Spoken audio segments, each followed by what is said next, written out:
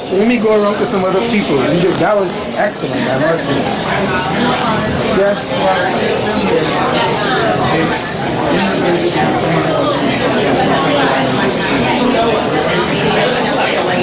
Right, missing whatever business, but it's that kind of.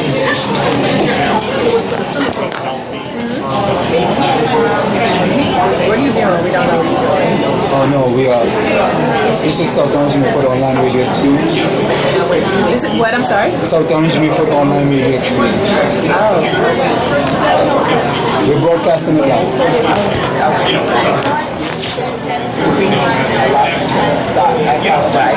They're talking about something.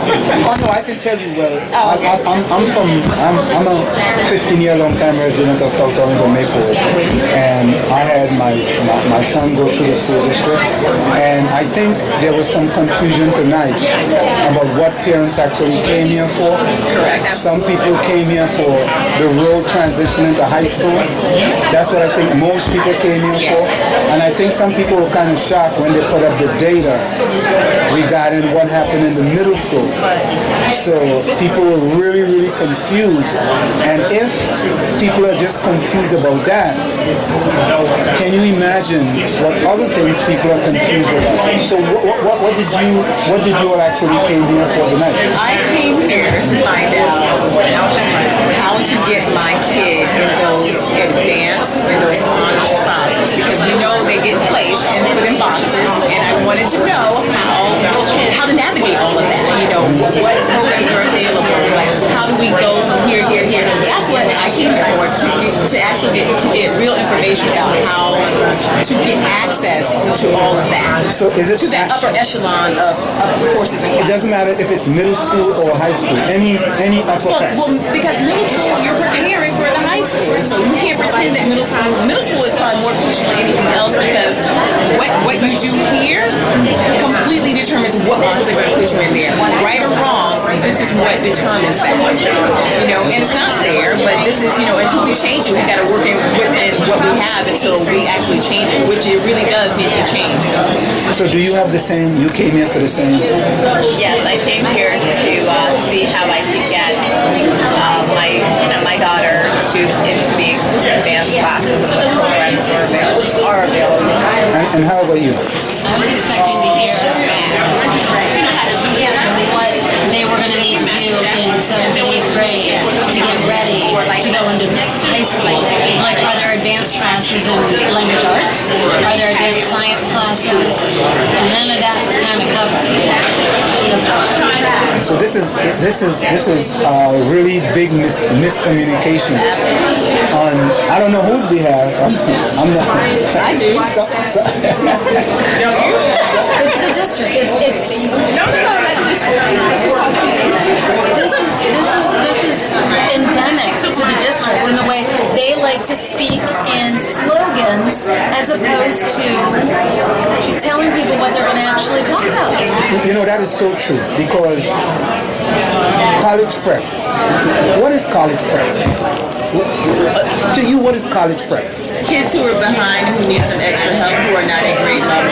Yeah, that's what it is, but that's not what you think. But that is what it is. The name is exactly right.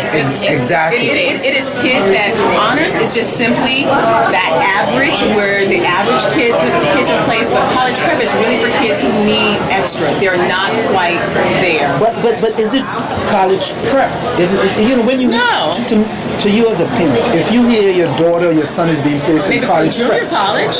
If you hear your son or daughter is placed in college prep, what would you think it is? College prep. The number of people that I have talked to who have had their kids placed in college prep who are like, ooh, I'm in college prep. That's like the grade level to be in. No. You don't want to be in college prep. We gotta get you out of college prep. So what do we have to do to get you out of college prep and into honors or advanced? And it's very difficult to move from college prep to honors. And not necessarily based upon your and it's not based upon your academic ability or your ability to do something, to do math. It really is, because you're going through 6th grade, right? This is where they put you in that box in 6th grade. 6th grade is difficult. It's a transition. So kids are stressed. They're going through the transition. But yet, in order to move up, they're expected to be superstar A students. Because that's the only way you're moving up. Right. So forget about the difficulties that go along with middle school and that transition and trying to navigate all of that and your grades going here and there. And it really does have very little to, and you don't have teacher support because the teachers are not very good. The teachers are not taking you and saying, you know what, I need to see you after school. You didn't do well on this, but I need you to come see me Monday, Tuesday, and Wednesday after school. And I need to see, I need to make sure that you're here. Or whatever the case may be. So when you don't have that, but you only get the few kids that are actually, really are those like stellar students who can, it hasn't bothered them or whatever. They've been able to make that transition a lot easier. But that's not the majority of the kids. The majority of kids have difficulty with that transition. So I think what I'm hearing is that one of the big things that need to be done, something that need to be done in this district, is the sort of transparency. Because when you are misleading parents into telling them that your kid is going into college prep, and I hear college prep, I'm thinking, okay, my kid is doing fine, they're fine, I'm not going to tell you. But however, if you do hear level 3, you're going to know that's the difference. So they sort of take away the level 3 and call it college prep. Although, you know what? When I was in high school, when I was in 8th grade, you know how they leveled our grades was by the inert gases? Helium, neon, argon, krypton, xenon, radon on the periodic table. Helium at the top and xenon at the bottom, so I will never ever forget periodic table inert gases as a result. So I think from this table, I hear that's a big recommendation that the district needs to be clear. Clear. And telling parents, this is the roadmap to level 8. Yes. You have to do A, B, C, D, E. In order for you to go from a level 3, from college prep to honors, this is what you have to do. Why does this district not count? Like, don't we start with 1 when we count? Why do we start with 3 in this district? Like, that's one thing I never understood. But don't they have a 0 now? Oh, that's right. We don't really know what 0 is. 0 is some super special data, and they're in the system, but we don't really know why they're in the system. Well, what I can see is that our district has a lot of work to do, right? Yeah, it's got a long way to go. It has a lot of what? Long way to go. It's got a long way to go. Well, I've been here quite some time, and I've seen a lot of changes, and the more things change, the more they stay the same. I wish they used to have micro-leveling, where they would test kids, like the kids that were really good in algebra were all in one class, the kids that were really good in geometry were all in one class, even within the honors or the college prep, so that the teachers could spend more time working on the skills that particular cohort individual, or it was much more individualized. But for whatever reason, micro-leveling, everybody threw it out. So now it's, you're going on a pace and you're going on a track. And some kids get geometry like that, some kids don't. But they're not getting the additional help because they're on a pace. There's a pacing guideline and a curriculum guideline and the topics that they have to cover. But should the school system get rid of leveling? No, they need to increase it. They need to increase it, and they need to increase it and make it a lot easier to move between levels. What do you mean by increase it? They need to go, like I said, I have a kid who struggles in school. She is a phenomenal puzzle putter together. She is great in geometry. She gets it, and she isn't even in geometry yet. But she doesn't understand, but basic math, but she can't get the additional help that she needs in those levels, with other kids that learn just like she does. Because in this district, while we talk about being different, being good, we celebrate people's differences.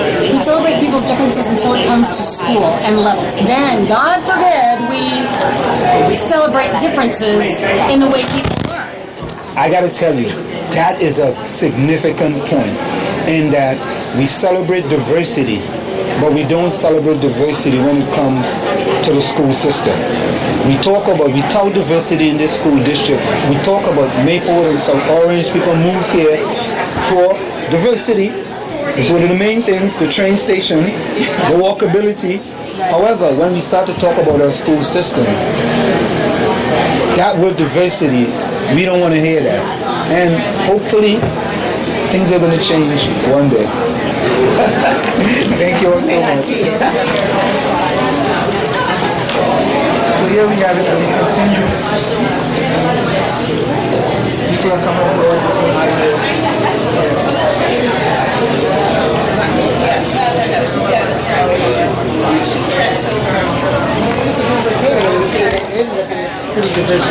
That's the thing.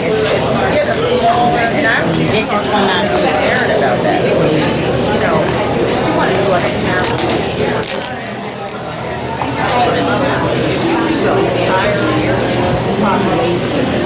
And you lose it with questions and people's suggestions.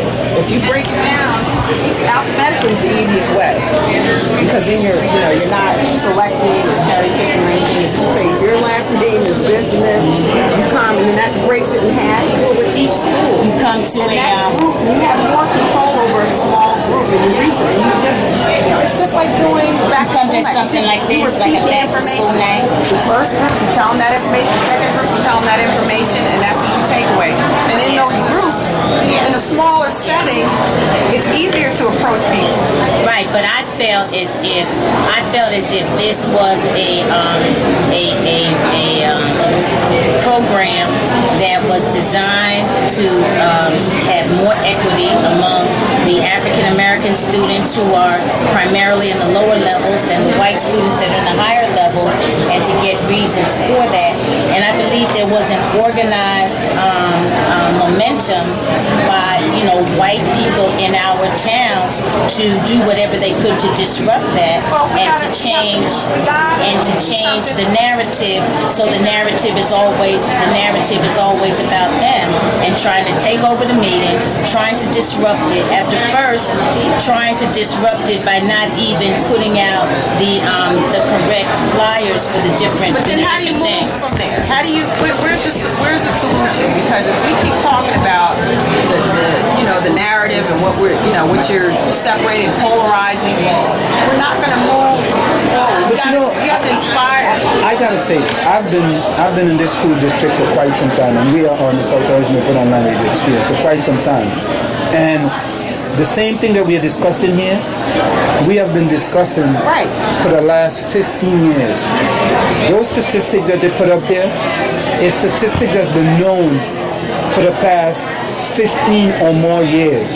But what happened tonight, it seemed to be like some people came here for transitioning to high school as opposed to coming to listen to the different levels and stuff like that. Yeah. So there seemed to be some sort of miscommunication You hit it right on the head. as far as what information What did we people have actually last- came What here did we have last month? We had Joanna Wright and the Communications Committee. They had a forum Yes. on improving communications. That's the short point of this district. That's the sour note in this And we had a program about the high schools, and I saw it on Maplewood Online that I think the white parents were talking about not wanting to come to that meeting. They knew the meeting was happening, not wanting to come, complaining about communication and disrupting this movement but you know that- by the Justice Department. But you know, Doc, I think what we have to do, we have to try for the Board of Education to understand that, communication is important. And that's what's going to improve. I have been trying to get the Board of Education to do a program as far as communication is concerned, because right now we have quite a great number of people actually listening to this program right now who can make it in here. And those are some of the same people the Board of Education is trying to reach. Those are some people that this community is trying to reach. So I think tonight, But one of the things it was more of Break down the website. miscommunication. Break down One of the things that Steve Latz is trying to tell, for example, the Haitian community, that they should come to as many school functions as possible because that will help their child to do well in school. This is the South Carolina Put on Live Radio Experience.